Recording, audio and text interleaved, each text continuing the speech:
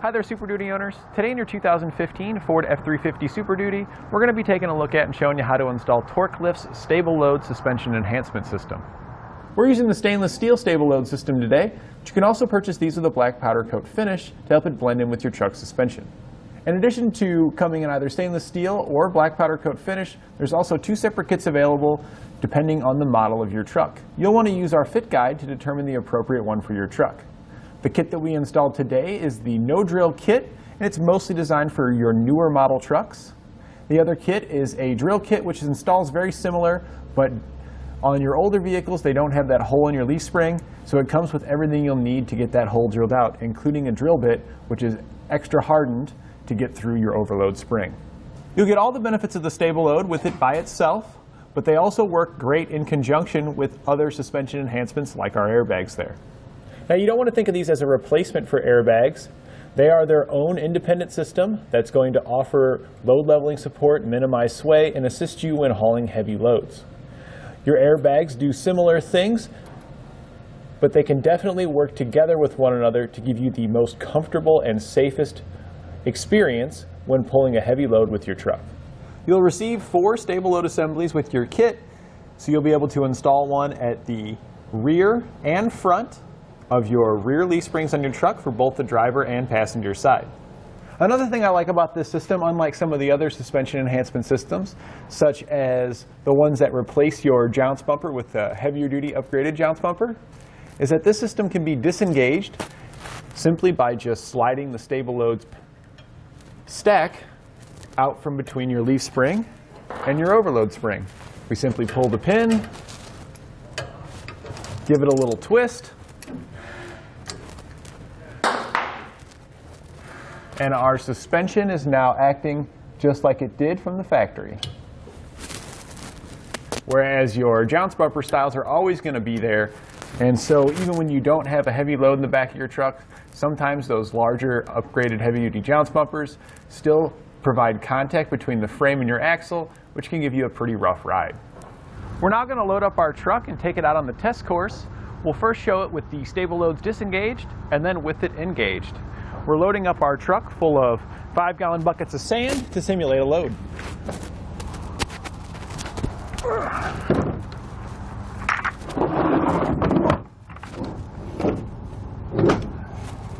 Here you can see our StableLoads are disengaged, which is going to act just as if you didn't have anything installed on your vehicle. So with our StableLoads disengaged, we're heading out onto the test course now. We'll start by going over our uneven bumps, which is going to simulate rough pavement like potholes. And I can feel how it's throwing our truck back and forth here. It's throwing it pretty good. Now, our F-350 here's already got pretty stiff suspension in it, so it feels pretty stiff now. I expect it's going to feel a little bit stiffer when we get our StableLoads in, but I'm expecting it to not throw us back and forth as much. We're now in our forward and back, just our regular straight speed bumps, and that's going to simulate going over just like a regular speed bump. And I could feel the front dipping down, and the back felt very stiff, but our front was wanting to dip down and bounce up and down a lot. We're now heading into the slalom section of our course, where we're really going to tell here how much body roll our truck has. And it doesn't feel terrible. You know, our suspension's pretty good here on our new truck, but I can feel it throwing us back and forth a little bit. We're getting pretty aggressive with it. Now we'll engage all 4 of our StableLoads and then hit our test course again. To engage them, we're just going to pull the pin here and then twist it in. Now it's pretty tight, so we're going to use a 3/8" ratchet with an extension on it. Click it into the square here, and this way we can get a little bit of assistance from leverage to twist it in and get our pin reinserted and locked into place. We're going to repeat that for the 3 remaining StableLoads. With our StableLoads engaged, we're going to head back out on our test course, starting in the uneven bump section. Oh man, and it is definitely an immediate difference. Now we are still getting tossed a little bit here, but you get tossed and it's right back. Before it was kind of you get tossed that way and then it wants to go this way and then back. Now it's there and then straight back. The StableLoad, you can feel that extra pressure bringing it right back to straight up and down. We're now in our straight section again. We're going over speed bumps, and it's very similar as it was with the side to side. We still have the dip motion, but we've limited the amount of up and down bounce that we have afterwards coming back on that rebound. We're now going to head into our slalom section of the course again. And oh boy, yeah, this is another place where it's a big difference. From what I've noticed here out on our test course is that as far as roll's concerned, this does a much better job than your airbags and your other jounce bumper style systems. It's almost like we put a different sway bar on it. And one of the things I noticed just driving through the parking lot, as far as comfort goes, I was really expecting the StableLoads to stiffen our suspension up to the point where it was going to be uncomfortable inside, but it actually smoothed it out by adding that in there. It's as if we're not bouncing quite as much as before. I thought it was just going to be real stiff and a sudden impact, but it actually kind of eased it in there to where I just feel it's almost like a softer suspension in a way, even though we know it's stiffer. We just got back from our test course, and I got to say I'm pretty surprised at the results.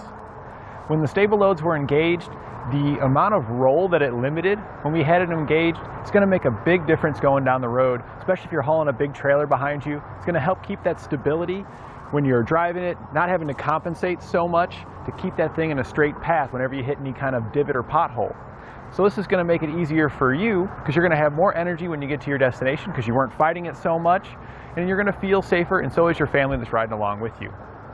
On top of the roll, it is going to have some effects as well with your loads in the back as far as dipping it down. Engaging those springs is going to help prevent our truck from sagging as much, and the further your truck sags in the back, the more you're diminishing your handling and braking performance.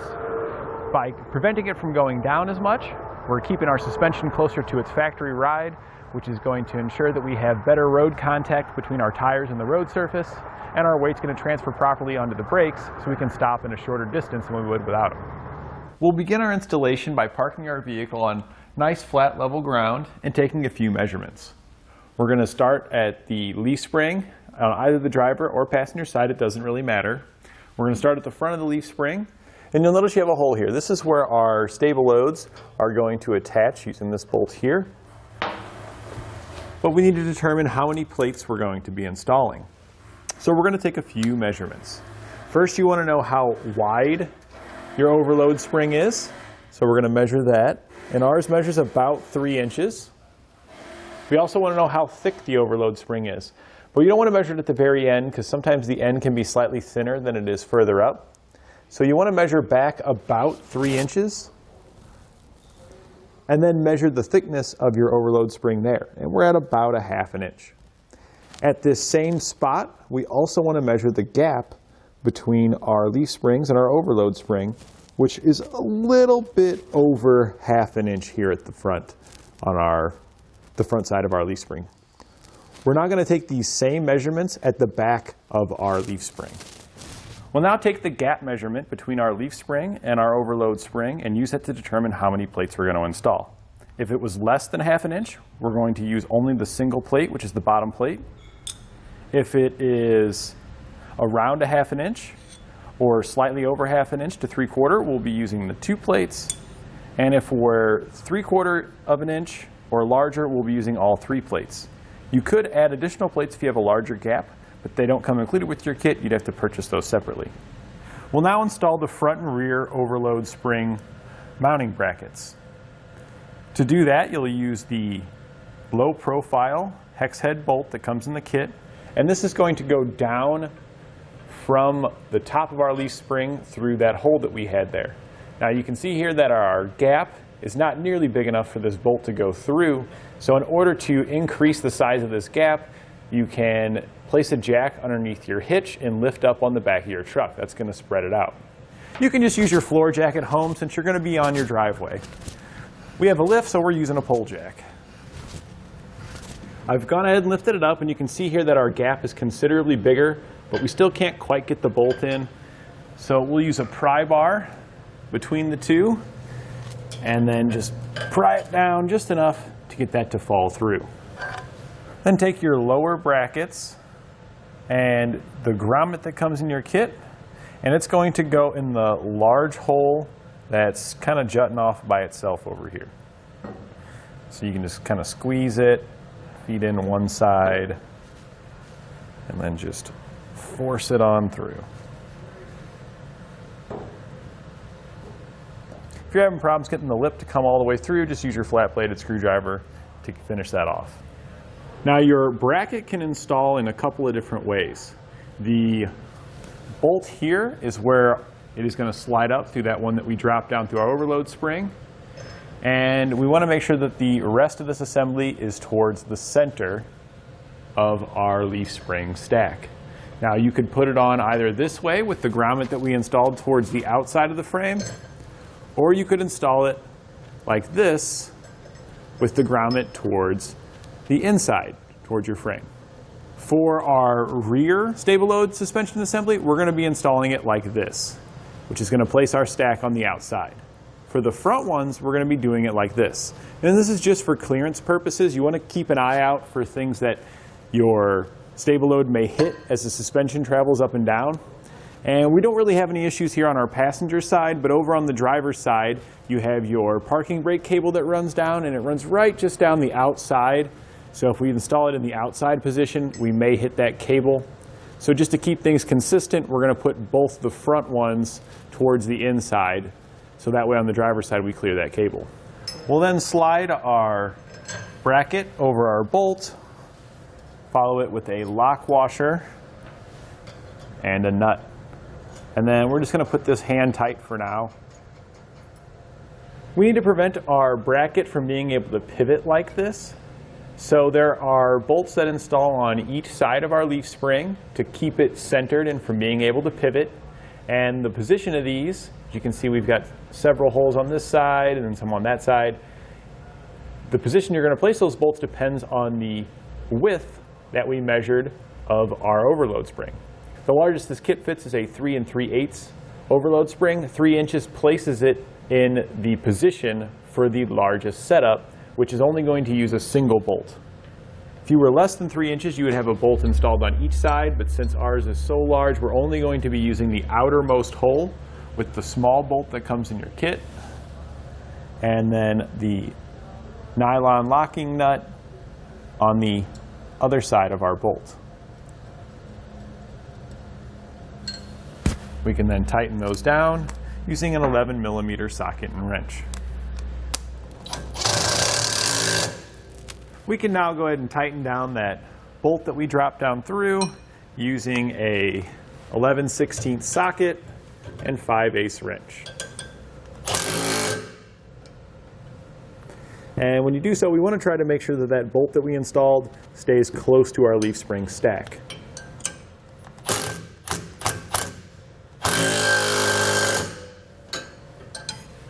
We'll now assemble our StableLoad stack of plates, and we're going to be using the measurement that we discussed before, our gap, to determine how many plates.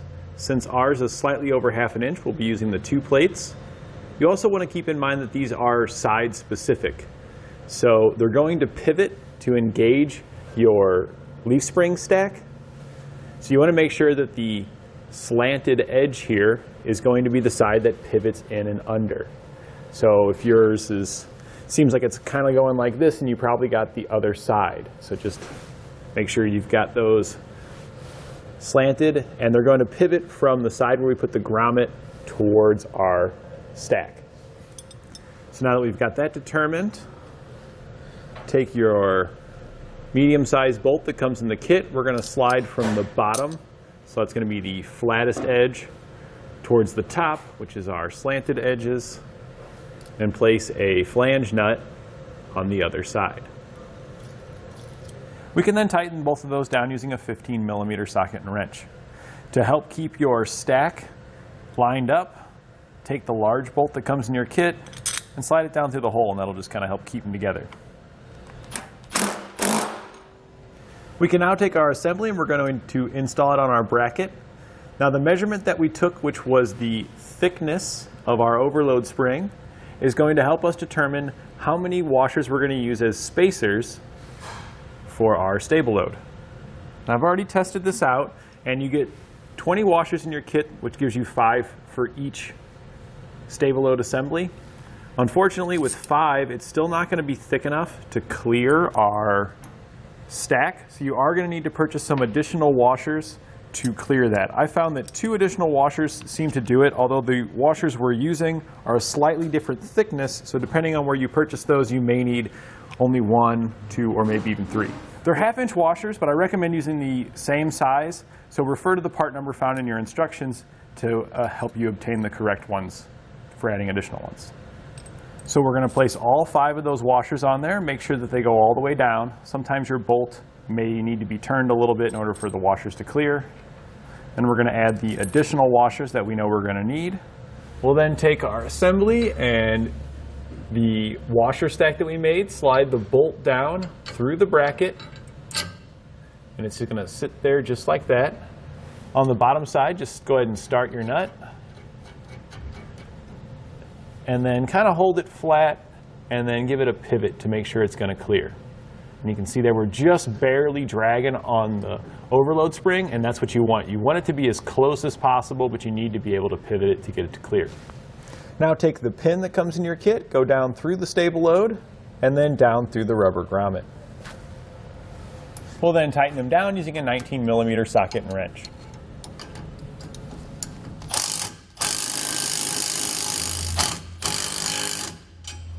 Now once you've got it tight, remove your pin and then check to see how easily it'll pivot. So I've got mine a little bit too tight there, so just back it off a little bit until you can freely rotate it.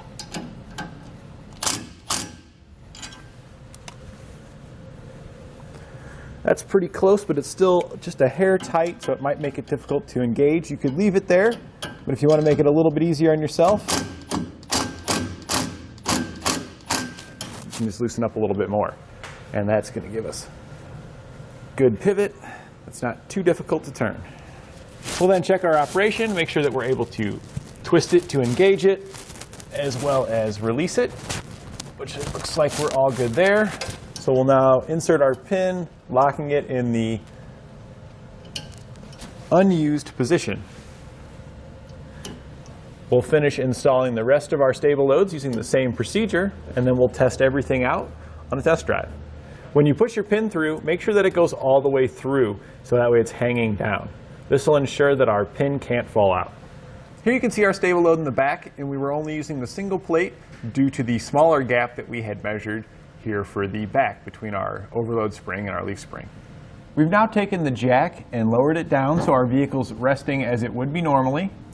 We're going to go ahead and engage them, pull the pin, and then you could do it by hand, just twisting it to get it in there. But as you can see, it's pretty tight and difficult to do. A few things you can do to make it easier is you could lift up on the back of the vehicle, kind of like we did when we installed them, to relieve some of that pressure by opening the gap. Or you could take a 3/8 ratchet with an extension. It'll hook right into that square opening there, and then you can use your ratchet to help you engage it. Once you've got it twisted, line the hole back up and drop your pin down until it engages, and then put the cotter pin back in fully, and you'll repeat that for your remaining StableLoads. I like the ratchet because it's easier to get it engaged than it is to lift up on the back of the vehicle and try and doing it by hand. So I recommend you keep a ratchet in your truck, so every time you want to engage and disengage it, you can do so easily. And that completes our installation of TorkLift's StableLoad suspension enhancement system on our 2015 Ford F-350 Super Duty.